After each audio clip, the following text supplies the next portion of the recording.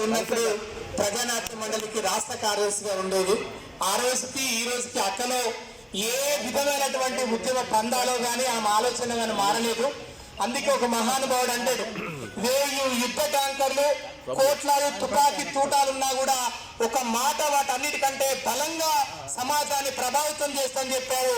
ఆ వాటన్నిటికీ ఎగ్జాంపుల్ ఒక నడిచి వస్తున్నటువంటి ఒక విప్లవ అగ్ని కణం, ఒక ఖగోళ కణం దేవక్క గారు ఇక్కడికి వచ్చారంటే నిజంగా తిరుపతిలో అక్కగారికి ఉన్నటువంటి అభిమానులు ఉద్యమకారులందరూ కూడా పేరు పేరున మరొకసారి క్రాంతి మాత సావిత్రిబాయి పూలే 109వ జన్మదిన శుభాకాంక్షలు చెప్తూ మనమందరం ఎస్సీ ఎస్టీ బీసీ మైనార్టీల యొక్క ఐక్యతని అణువణువు కూడా మనం ప్రదర్శించాల్సిన తక్షణ కర్తవ్యం బాధ్యత 2 తెలుగు రాష్ట్రాల్లో ఉంది.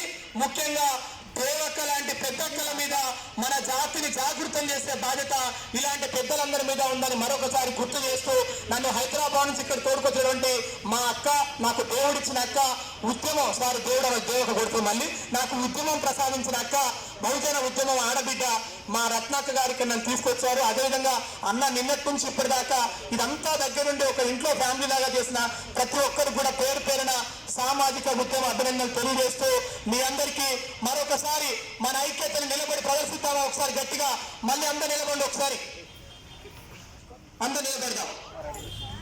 వర్తిల్లాలి బహుజనుల ఐక్యత, 2 చేతులు పైకెత్తాలి గట్టిగా. వర్తిల్లాలి బహుజనుల ఐక్యత.